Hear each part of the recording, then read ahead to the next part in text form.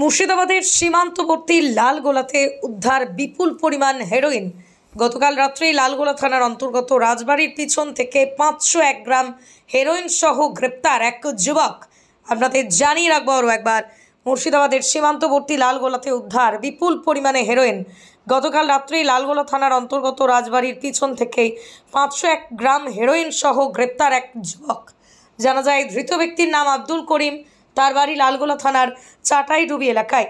Bhagwangola SDPO উত্তম গড়াই জানান, লালগোলা মুক্ত সংশোধনাগারের পিছনে অর্থাৎ রাজবাড়ির বাগানের পাশে যে রাস্তা, সেই রাস্তায় একটি মোটর বাইক নিয়ে ওই আরোহী যাচ্ছিলেন এবং সামনে পুলিশ পড়ে যাওয়ায় তিনি হতভম্ব হয়ে পড়েন।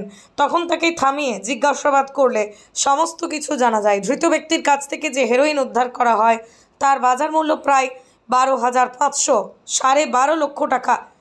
ধৃত ব্যক্তিকেই 7 দিনের পুলিশ হেফাজত চেয়ে বহরমপুর NDBS কোর্টে পাঠানো হয়। শরীরের যে কোনো ব্যথা, মেরুদণ্ডের সমস্যা, কোমর ও হাঁটুতে ব্যথা, হাঁটতে সমস্যা দূর করতে আজই চলে আসুন শিওর কিওর থেরাপি সেন্টারে। এখানে ডাক্তার ও অভিজ্ঞ নার্স দ্বারা অত্যাধুনিক যন্ত্রপাতির মাধ্যমে লেজার থেরাপি, টেন্স থেরাপি সহ UST থেরাপি ও প্যারালাইসিস রোগীদেরও থেরাপি করা হয়। আমাদের ঠিকানা দহরকুন্ডু, বটতলা, আরামবাগ, হুগলি। যোগাযোগ নাম্বার 8617454644। ইনফরমেশন আসে, সেই ইনফরমেশন বেস করে আমাদের থানার সাব ইন্সপেক্টর আশরাফুল তার টিম নিয়ে কলকলি ঘাট যেটা আছে আমাদের জেলখানার উল্টো সাইডে, সেখানে ওরা নাকা করছিল। তখন একজন সন্দেহভাজন ব্যক্তি সে একটা বাইকে করে, হিরো হন্ডা সুপার স্প্লেন্ডার বাইকে করে সে আসছিল। পুলিশ ওকে দাঁড়াতে বলে, ও না দাঁড়িয়ে ওর গাড়ি ঘুরে পালানোর চেষ্টা করে। তখন ওকে চেস করে ধরা হয়।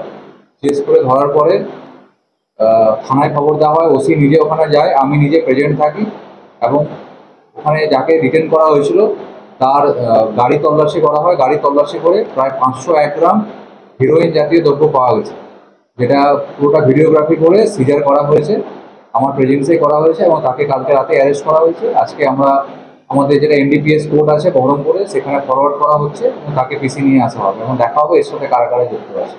এই বাজার মূল্য এটা আনুমানিক প্রায় 12.5 লক্ষ টাকা। আমাদের ইন্ডিয়াতে এর দাম 25 লক্ষ টাকা প্রতি কিলো, কিন্তু এটা ইন্টারন্যাশনাল মার্কেটে এটাই দাম 1 কোটি টাকা হয়ে যায়। আর আমরা যেটুকু জানতে পেরেছি, এই যে মাদকদ্রব্য নিয়ে যাচ্ছিল সেটা বাংলাদেশে পাচারের উদ্দেশ্যেই যাচ্ছিল।